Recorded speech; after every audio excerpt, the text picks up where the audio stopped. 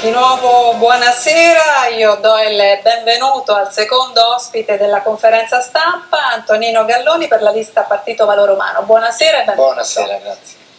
Altra matricola di questa campagna elettorale. Anche a lei presento i colleghi che mi aiuteranno a intervistarla: Ettore Maria Colombo per il Quotidiano Nazionale, Buonasera. Mario Prignano per il giornale Radio Rai e Giuseppe Leboff per l'agenzia di Anne Cronos. Anche in questo caso, prima di cominciare con le domande, vediamo insieme come state conducendo la vostra campagna elettorale nel servizio di Angela Bianchi.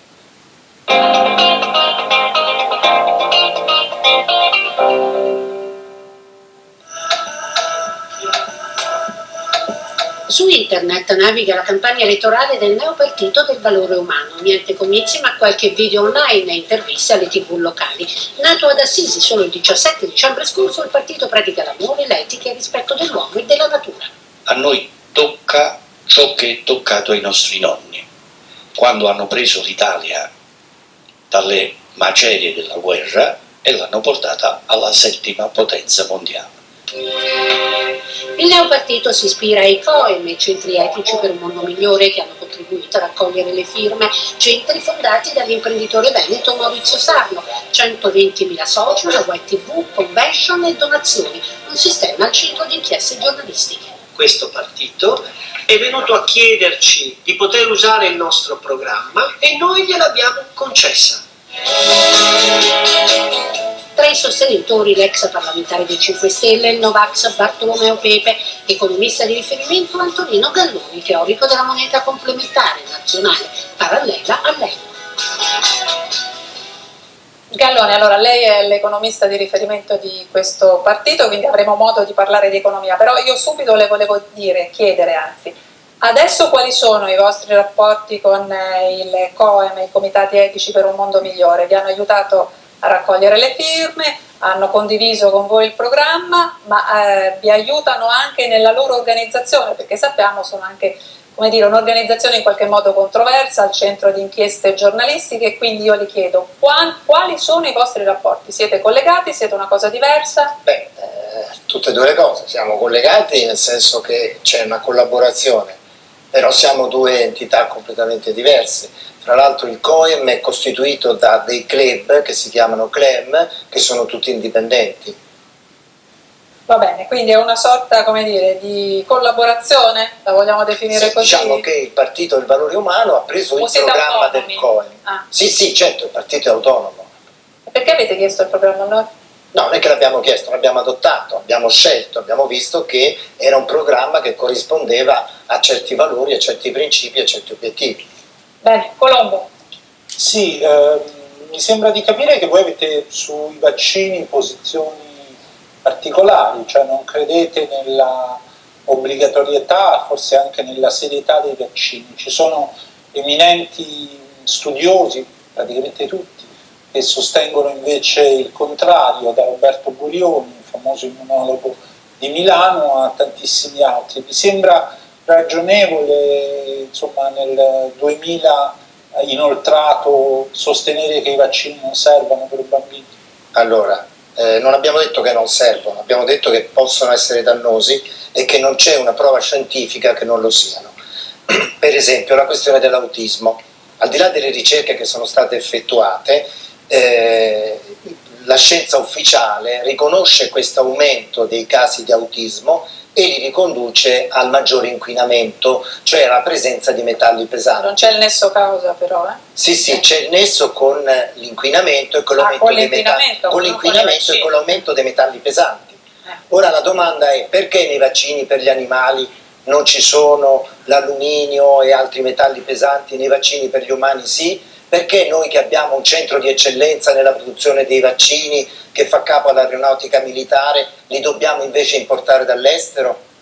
Queste sono delle domande. E poi, come dice, terza cosa che è piuttosto importante, vorremmo una ricerca seria dal punto di vista di scienziati seri, cioè indipendenti, perché la scienza prezzolata ovviamente non è affidabile, per capire effettivamente le problematiche.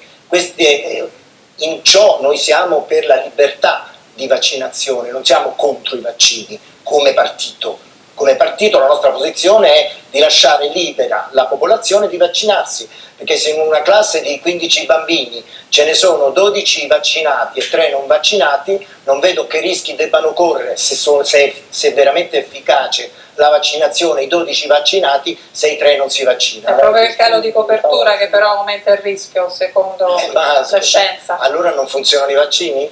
Va bene, Prignano. No, volevo sapere qualcosa di più, visto mi pare che siano un po' ispiratori occulti no, perché per carità erano citati nel servizio, lei l'ha confermato. Qualcosa di più su questi comitati etici per un mondo migliore, visto che davanti a noi abbiamo il rappresentante del Partito del Valore Umano, forse deve essere affiancato da qualcuno dei comitati. Cosa sono? Dunque è un'iniziativa, io ho conosciuto l'imprenditore Maurizio Sarlo tanti anni fa e avevamo delle idee diciamo comuni, abbiamo collaborato per fare qualche cosa che avesse a che vedere con la cultura, con l'arte, con la politica, con l'economia, sempre senza risultati significativi. A un certo punto ci siamo lasciati dicendo vabbè, se riusciamo a dare il via a qualcosa che funzioni ci rivediamo, e 2 anni fa lui mi ha chiamato e mi ha messo a parte di questo progetto che aveva avuto un certo successo. Io sono stato invitato a parlare come economista in riunioni di migliaia e migliaia di persone, ci sono più di 10.000 di questi CLEM, che sarebbero club per il mondo migliore, che fanno parte di questo COEM, seppure in modo indipendente. Si era raggiunti 126.000 iscritti, e quindi c'è stato questo successo. È un'organizzazione piramidale che promette guadagni. No, non promette guadagni, si basa su un principio fondamentale che è quello della solidarietà e ha promesso il suo fondatore, sulla base di un ragionamento di carattere finanziario del tutto plausibile visto quello che succede nel mondo della finanza e del crowdfunding a livello internazionale, di elargire poi un certo tipo di assegno mensile che dovrà essere destinato ad attività eticamente sostenibili ed accettabili, che però promessa che non si è realizzata, ma questo non ha tolto che la gente ha continuato a seguirlo, e poi comunque adesso ci siamo noi che stiamo facendo questa piccola esperienza di partito. Cerchiamo di capirne di più. Le boffe. Sì, magari abbiamo fatto riferimento a un mondo migliore, non so, 3 macro idee per renderci conto di cosa stiamo parlando. Come lo definirebbe lei in 3 punti? Ma il mondo migliore è un mondo in cui la gente non, diciamo, da 20 a 30 milioni di italiani non debbano vivere l'angoscia di pagare una bolletta della luce e del gas, combattere la disoccupazione, trovarsi in difficoltà per pagare il mutuo o la casa, perché questa società, a differenza di quello che è successo nel passato, non garantisce più nulla. Io ho avuto negli anni 70, mi sono laureato e avevo tantissime opportunità, potevo scegliere cosa fare, poi ho fatto la mia scelta, ho scelto la pubblica amministrazione perché ci ho creduto, ma potevo fare qualunque altra cosa. I miei figli purtroppo no, sono tutti e 3 precari, come la gran parte dei ragazzi di questa generazione. Noi abbiamo avuto più opportunità dei nostri padri, i nostri padri hanno avuto più opportunità dei nostri nonni, i nostri nonni dei nostri bisnonni, e quello che è successo invece dagli anni 80 in poi è andato in una direzione del tutto opposta. Allora, cerchiamo di entrare nei dettagli del programma del Partito Valore Umano in questa scheda e poi continuiamo la nostra intervista.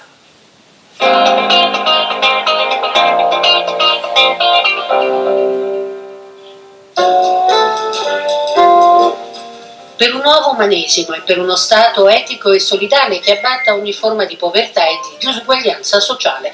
Questi gli ambiziosi obiettivi del Partito del Valore Umano, che promette sanità e trasporti gratuiti, così come la scuola, il reddito di cittadinanza esteso a tutti, con riduzione dell'orario di lavoro a 4 ore, mantenendo inalterato lo stipendio, e sulla previdenza tutti in pensione a 63 anni. Un programma realizzabile, scrivono, grazie alla moneta sovrana Il Partito del Valore Umano non dice infatti di uscire dall'euro, ma punta a stampare una nuova moneta che corra parallela a quella comune europea. Una moneta senza debito per realizzare infrastrutture e servizi strategici, si legge sul sito del nuovo partito, che promette di creare così gli 8 milioni di posti di lavoro mancanti. Tra le altre proposte c'è la revisione totale del fisco, con riduzione delle tasse, l'abolizione dei segreti di Stato, una Camera e un Senato dei saggi parzialmente elettiva, la cancellazione delle regioni e la rivalutazione delle province. Inoltre, per la sanità, promozione della medicina naturale e libertà di cura con potenziamento della prevenzione. Allora la voglio far parlare da economista. Il capitolo lavoro welfare è davvero molto impegnativo. Solo la riduzione dell'orario di lavoro a 4 ore, a parità di stipendio, e la pensione a 63 anni prevedono una spesa, un impatto economico enorme. Allora, avete fatto dei conti? Sì, cominciamo con le pensioni. Il motivo per cui ci sono problemi col nostro sistema pensionistico è perché in alcuni comparti, sono quelli dove c'è un maggior buco, come si dice, non si fanno più assunzioni e la gente va in pensione e poi campa di più. Quindi in pratica, quando abbiamo smesso di assumere nella pubblica amministrazione, abbiamo distrutto l'INPDAP. Quando per ragioni varie, a causa delle privatizzazioni delle partecipazioni statali, è crollata la domanda di dirigenti, abbiamo distrutto l'INPDAI. Tutto questo andava nell'INPS. Perché vanno tutti nell'INPS? Perché nell'INPS ci sono 2 categorie che sono in grande avanzo, e sono i precari appunto e i lavoratori dipendenti. Poi ci sono sempre in forte disavanzo gli artigiani per varie ragioni, il mondo agricolo perché siamo ancora agli anni 70, non hanno modernizzato, ma insomma la gestione del sistema previdenziale dipende dal pagamento dei contributi. Se i giovani non vengono assunti o sono precari, i contributi mancano. Con un aumento delle assunzioni dei giovani si può abbassare l'età. Ma se lavorano tutti meno e prendono la stessa cifra? Quella è un'altra cosa. Parliamo delle pensioni adesso, parliamo delle 4 ore, passiamo se è stato sufficiente quello che ho detto sulle pensioni. L'argomento fondamentale è che mancano i contributi, e mancando i contributi bisogna mandare la gente in pensione più tardi. Se noi aumentiamo la contribuzione possiamo anticipare l'età alla pensione. Sicuro? Certo. È stato quindi voi abolireste completamente la Fornero, ovviamente? Assolutamente sì. Questa abolizione avrebbe un impatto calcolato da tutti enorme, 140 miliardi, 8 capito, ma noi possiamo... parliamo di cifre enormi. Sì, quei calcoli lì non so come siano stati fatti, sicuramente avrà un impatto sui 60-65, avrebbe un impatto sui 60-65 miliardi, però ripeto, il punto è che sono venuti a mancare i contributi nella pubblica amministrazione, nel campo della dirigenza, eccetera, e anche negli altri comparti produttivi per le note ragioni, e quello è stato il grande problema del nostro sistema pensionistico, e si è preferito risolverlo allungando, aumentando l'età alla pensione. Veniamo al lavoro. Allora, le 4 ore. Allora, prima di tutto, noi oggi registriamo che nei comparti a più alta redditività, come per esempio la manifattura, la domanda di lavoro sta calando. Fenomeno che aumenterà con l'industria 4.0, la robotizzazione e quant'altro. Ora, siccome i nostri modelli economici fallimentari si basano sull'aumento delle esportazioni, senza guardare, questo è il punto, se tutti possono aumentare le esportazioni, che ovviamente non è possibile, ma soprattutto al fatto che molte esportazioni sono di prodotti a basso valore aggiunto. Chi esporta a basso valore aggiunto in realtà si impoverisce, chi esporta ad alto valore aggiunto si arricchisce. Allora, introducendo più tecnologia, ad esempio nella manifattura, noi siamo costretti a ridurre l'orario di lavoro, perché se no ridurremmo l'occupazione, e se riduciamo l'occupazione e i salari come stiamo facendo, riduciamo il valore aggiunto, perché il valore aggiunto è dato dalle retribuzioni e dai profitti. Quindi a parità di profitti, se vogliamo avere delle esportazioni sostenibili, dobbiamo ridurre l'orario di lavoro. La fermo qui e la consegno alle domande dei colleghi. Colombo. Il programma, di solito si dice che i programmi dei partiti sono i libri dei sogni, qui mi sembra che siamo al libro delle barzellette, perché sono tutte cose assolutamente prive di significato, a mio modesto avviso. E chi riderebbe di queste barzellette? No, forse ne ridiamo noi. Collega, a me incuriosisce. Evitiamo definizioni, diciamo, che esprimono un giudizio. Mi colpisce, non però. sono barzellette, guardi, non sono barzellette. Se lei si studiasse i libri di alcuni economisti di valore come Federico Caffè, che queste cose le diceva negli anni 70. Galloni, tranquillo. No, io sto tranquillo, dice che diciamo barzellette. No, ho invitato scusate, il collega a non usare. Lo so, l'ha invitato, ma lui ha continuato. No, allora, Fai la domanda, Colombo, sì, l'abolizione parziale della Camera e del Senato, cioè non sarebbero più assemblee elettive, quindi non vi piace la democrazia? No, non è così, non è l'abolizione parziale, non ci piace la democrazia, non è questo che assolutamente il programma non è quello. Si vuole un Senato che sia un luogo di riflessione più approfondita e la Camera eletta, certo che viene eletta dai cittadini. Da chi viene eletta? Quindi il Senato non è elettivo e la Camera resterebbe elettiva? Non è detto che non sia elettiva, è detto che dovrebbe servire per approfondimenti delle grandi tematiche che riguardano il Paese, più puntuali, e non per essere una ripetizione della Camera dei Deputati. Insomma, questo è, ma non è che sia un punto, voglio dire, su cui stracciarsi le vesti. Importante però. No, volevo capire meglio la questione dei contributi. Se ho capito bene, dice aumentiamo le entrate degli istituti di previdenza non elevando l'età pensionabile, ma aumentando i contributi dei lavoratori dipendenti. No, io ho detto che se i contributi sono insufficienti dal punto di vista macroeconomico, la scelta che è stata fatta è quella di aumentare l'età alla pensione, cioè dare le pensioni sarebbero uscite, i contributi sarebbero entrate. Cioè, quindi siccome le entrate scarseggiano, allora si cerca di fare arrivare le uscite il più tardi possibile. Questa è stata la politica di questi anni, non sta dando dei risultati eccezionali. Ecco, e cosa propone quindi l'aumento dei contributi per poter consentire? No, non propongo l'aumento dei contributi. Propongo l'aumento della contribuzione, cioè assumere più gente che con contratti normali, che quindi abbia una contribuzione normale. Prendiamo ad esempio il comparto pubblico. Nel comparto pubblico praticamente non si assume più, la gente a un certo punto, nonostante la Fornero va in pensione, mancano i contributi, perché noi abbiamo praticamente un pubblico impiego che è il 5% della popolazione, mentre per esempio la Francia è il 10%. Però ma costa? Scusa, io voglio capire. Ma non è che non paghiamo niente, si prendono dei precari, tutti i soldi li prendono le agenzie che vincono le gare e mettono a disposizione dei giovani che sono precari, la cui contribuzione è più bassa di quella di funzionari e di impiegati di carriera. Però per aumentare i contributi aumentiamo le assunzioni, aumentiamo quindi anche la spesa pubblica in questo modo. Come si risolve? Perché aumentiamo la spesa pubblica? I contributi hanno lo stesso segno algebrico. No, i contributi hanno lo stesso segno algebrico delle tasse e della moneta sovrana. Le boffe. Aspetti, non mi faccia così con le mani. Perché non è, può darsi che non mi sia spiegato bene io, ma non è. No, sicuramente allora, non ho capito io. Può approfondire meglio la questione. Posso? Così, certo. Grazie. Capire. Allora, stavamo parlando di pensioni. Sì. E stiamo vedendo che le scelte di politica economica degli ultimi anni hanno teso a far aumentare l'età alla pensione, cioè posticipare la spesa, posticipare l'uscita. Ok. Però dall'altra parte, siccome non è stata fatta una politica per aumentare i contributi, perché sono state bloccate le assunzioni, si assume di meno, arrivano meno contributi perché c'è meno gente che lavora. Quelli che lavorano, per esempio nella pubblica amministrazione, sono presi dall'esterno, si mettono in tasca pochi soldi, versano pochi contributi e i guadagni lo fanno le società di intermediazione della forza lavoro, per esempio. E quindi non c'è la contribuzione. I consulenti, l'outsourcing. Quanti sono?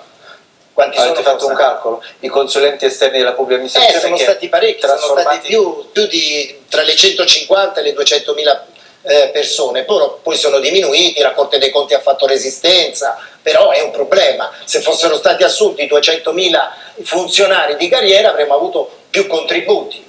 Ecco, cerchiamo di non essere proprio tecnicissimi, No, se no rischiamo spero di essere stato chiaro. le boffe. No, io invece vorrei agganciarmi al discorso della moneta sovrana, come funziona, che cosa pensate, qual è la proposta? Allora, con il Trattato di Lisbona, articolo 128A, noi ci siamo impegnati a lasciare alla Banca Centrale Europea di decidere l'emissione delle banconote, quindi gli Stati nazionali non possono più emettere banconote. Col 128B invece la Banca Centrale Europea decide la quantità di monete metalliche assegnate a ciascuno Stato che se le deve coniare da solo. Quindi non si parla né di biglietti di Stato, né di moneta elettronica, né di monete metalliche di altra pezzatura. La Germania ha emesso monete metalliche da 5 euro, la Finlandia da 2,5 euro. Noi stessi abbiamo fatto delle emissioni da 10 euro metalliche. Quindi ciò che non è proibito dai trattati è ammesso.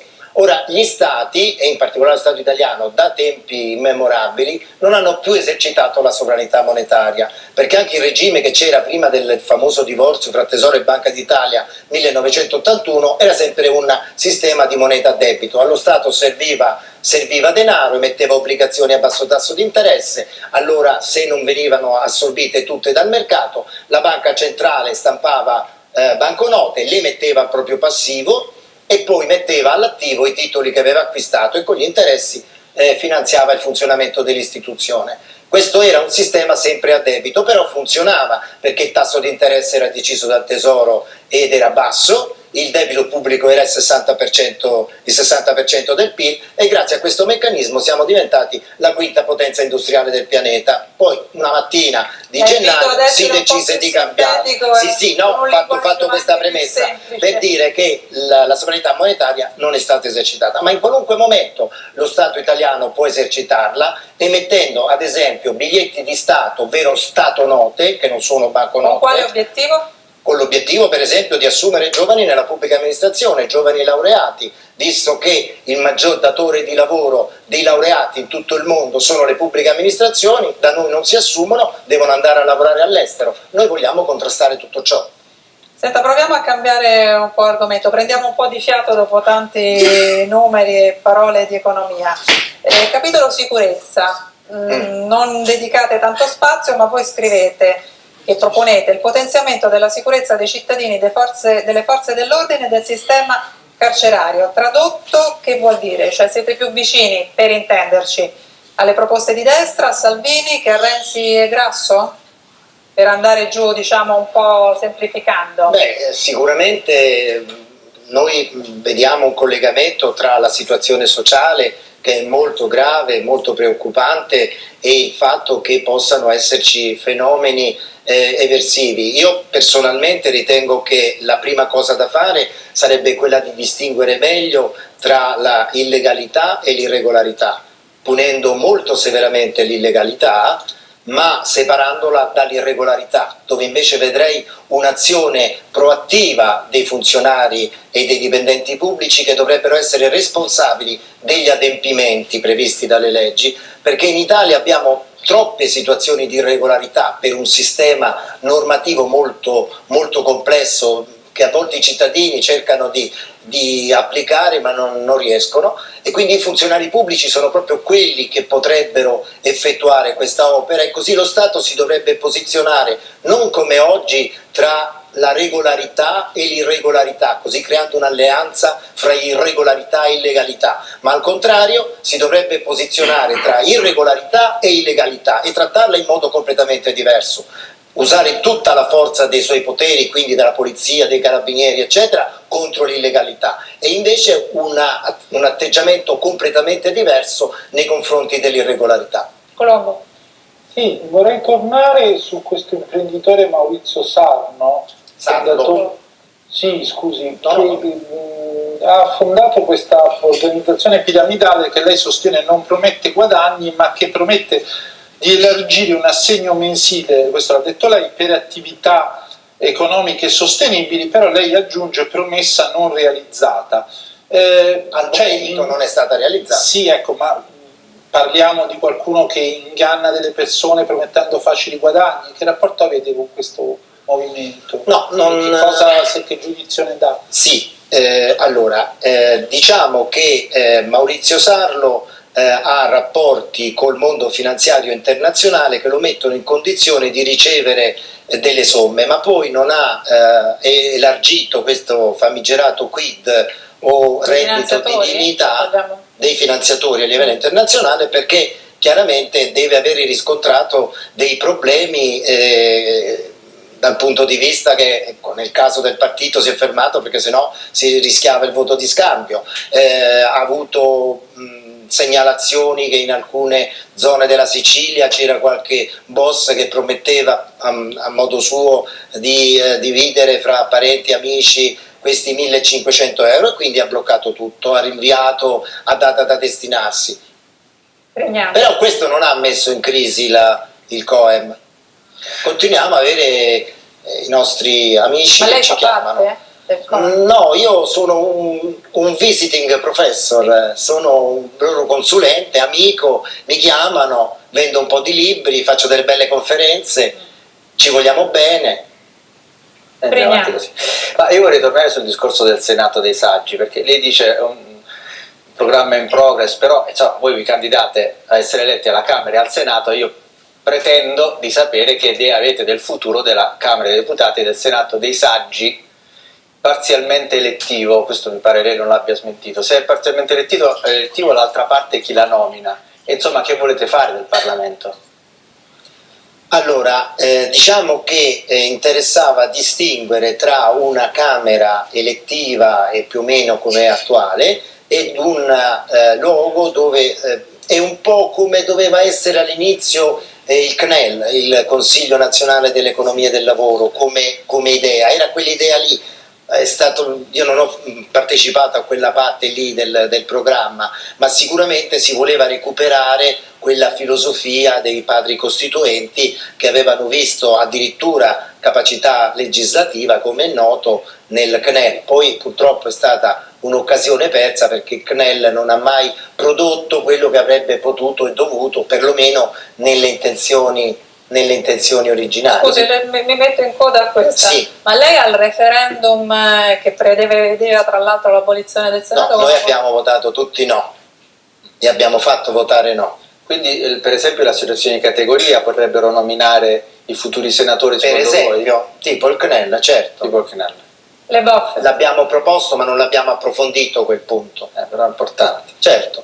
Sì, sempre sul Senato mi sembra che nella vostra proposta al Senato dei Saggi viene affidata la programmazione della spesa pubblica, e tra l'altro voi indicate una consultazione costante con la cittadinanza. Volevo capire su questo punto se pensate a referendum, a consultazioni online tipo Movimento 5 Stelle, o quale strumento pensate? No, diciamo che noi ci basiamo molto sul discorso territoriale, perché siamo molto presenti sul territorio, e quindi vediamo quella che è una dimensione ottimale dal punto di vista di alcuni comuni o di un comune più grande. Perciò abbiamo anche rilanciato l'idea delle province, mentre la regione ci era sembrata un'istituzione troppo lontana dai cittadini. La provincia era più vicina, o anche gruppi di comune, il comune stesso, dipende dalle dimensioni. Per esempio, certo, qui a Roma sarebbero più di una, perché come si fa a fare una consultazione su tutta la cittadinanza? Ecco, qual è lo strumento che No, gli strumenti sono tutti quelli a disposizione, dal web al referendum, agli incontri, alle assemblee, alle riunioni, a riprendere, anche perché nella nostra proposta c'è una forte riduzione dell'orario di lavoro, quindi ci sarà tempo libero da dedicare al benessere e anche alla partecipazione politica. Senta Galloni, io ho letto il vostro programma in 11 punti, ho visto, è una curiosità, ma insomma non solo, non c'è mai la parola giovani, cioè i giovani dovrebbero essere, come dire, i destinatari delle principali azioni di governo. Come mai? Beh, proponiamo l'assunzione di milioni di giovani e penso però che più di proprio così. non usate mai neanche la parola giovani. Sembra un programma un po' più orientato verso categorie. Le assunzioni riguardano soprattutto i giovani, sì, mi sembra scontato. Comunque tengo conto di questa sua considerazione. Colombo. Sa, molti fanno tanti discorsi, parla sempre dei giovani e qua e là, cioè noi abbiamo cercato di essere anche un pochino più concreti e diversi dal punto di vista del messaggio, che le solite cose, però chiedere il voto anche ai giovani. Beh, penso proprio di sì. Diciamo che non ho mai visto tanti giovani come nelle nostre riunioni, incontri, sì. Anche gente non ancora in età di voto. Spesso ho dei ragazzi di 10, 12, 13 anni che vengono, si interessano o mi chiamano nelle scuole medie e medie superiori, dove la maggior parte non ha la maggiore età, a parlare di economia, a spiegare questo o quell'altro. Colombo. Sì, ho visto sul sito che è proprio un partito del valore umano, quindi una struttura partitica. Ho visto che c'è un presidente, coordinatore nazionale, portavoce, tesoriere, responsabile tesseramento. Quindi mi chiedevo, e ovviamente manifesto e statuto, quindi diciamo i classici organi di un partito. Mi chiedevo, avete fatto un congresso, avete un numero di tesserati che potete esibire, diciamo, avete seguito delle procedure democratiche per strutturare? Sì, abbiamo seguito delle procedure democratiche che chi è voluto venire, aderire, ha pagato 10 euro ed è entrato a far parte ha preso una tessera, insomma una iscrizione, però come si ricordava formalmente è partito nella seconda metà di dicembre, quindi chiaramente molte cose sono state... E avete un numero di tesserati? Sì, ci interessava raggiungere il numero minimo, che erano 1000 tesserati, l'abbiamo ampiamente superato. Prignano. No, c'è un punto che mi ha colpito fra quelli che ho sentito citati nella scheda: trasporti gratis per tutti. Sì. Naturalmente, in Germania lo stanno già facendo. Beh, è una proposta che riguarda con qualche resistenza, però lo stanno facendo. Non è che, ecco, tornando al tema delle barzellette, non lo stanno facendo. È sì, vabbè, però l'hanno detto, lo stanno discutendo. Lo stanno discutendo, riguarda 3 città che potrebbero essere al centro di una sperimentazione per evitare la mannaia dell'Unione Europea sul problema dell'inquinamento. Però trasporti gratis per tutti in Italia quanto costa? E poi come si paga? Con la moneta, col banco Stato, come si chiama? No, Stato Note. Stato Note. Beh, oddio, con il trasporto gratuito si hanno molte economie, non c'è tutta la gestione della storia dei biglietti, per dire, e quindi ma quelle sono cose che costano. Compensa i costi. Lo sa qual è il maggior costo dell'ATAC qui a Roma? Sono i lubrificanti, per dire. Perché tanto uso di lubrificanti? Allora, quando si affrontano problemi specifici bisogna avere delle conoscenze adeguate, che noi non abbiamo, perché nessuno di noi qui è un ingegnere. Noi abbiamo lanciato un'idea che fa parte del nostro programma e che è un punto di arrivo. Ci proponiamo di arrivare a trasporti pubblici gratis, ma intendiamo anche che siano trasporti pubblici di qualità, non trasporti pubblici... Come si pagano? Che siano. Allora, noi riteniamo che tutto ciò che viene speso per migliorare la condizione di vita dei cittadini venga poi ripagato nell'economia, perché comunque tutto ciò che è pubblico è minoritario rispetto a ciò che è privato. Cioè, se io do ai cittadini una possibilità di non pagare niente per la sanità, di non pagare niente per i trasporti pubblici e di non pagare niente per la scuola, mi aumenterà il gettito derivante dalla vendita dei consumi. Il principale aggregato macroeconomico sono i consumi privati. I consumi privati non crescono, per questo non c'è la ripresa, perché si chiede sempre di più alla gente di pagare per i trasporti, per la sanità, per la scuola. Questo è il problema. Se noi invertiamo la tendenza e quindi diamo gratuitamente il welfare universale, le famiglie, soprattutto del Quanto ceto medio, costano, l'avete avranno più calcolato? risorse Mi sa per di no. i consumi. E quando parlo di consumi non mi riferisco tanto ai beni materiali, mi riferisco soprattutto a quelli immateriali, cioè il benessere, la scuola, il teatro, il cinema, la creatività. Questo è il tipo di società che vedo, e lì è chiaro che poi ci sarà la possibilità di recuperare da parte delle amministrazioni le risorse che sono state spese, per esempio, per fare funzionare gratuitamente i trasporti. Ma nel frattempo bisogna fare degli investimenti e si farebbero anche in deficit.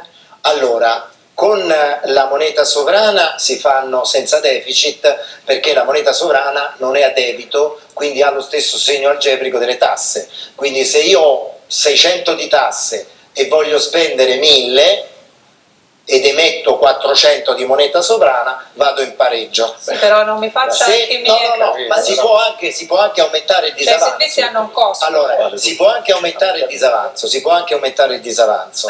Si può è anche stato aumentare il chiaro. disavanzo. La domanda era questa, le boffe. Grazie. Sì, prima parlando del COEM e di Sarlo, lei diceva che questa dazione di denaro, 1500 euro, poi non l'ha data, ancora non l'ha data. Capacità di acquisto, carte di debito, vabbè. Esatto, però voi questa proposta la riproponete paro paro nel programma, no? A livello nazionale, sì, per tutti. Lo chiamate reddito di dignità. Ora, non c'è riuscito Sarlo, con voi perché il meccanismo dovrebbe funzionare? Sono due cose diverse. Sarlo è un imprenditore privato che ha rapporti con la finanza internazionale e quindi ottiene delle somme rispetto alle quali dovrà rispondere. Anche la platea è diversa però, certo, le persone. Okay. Nel programma del Partito del Valore Umano invece si parla di un reddito di dignità. Ovviamente prima avevo cominciato a dire che nei comparti ad alta produttività c'è un calo della domanda di lavoro.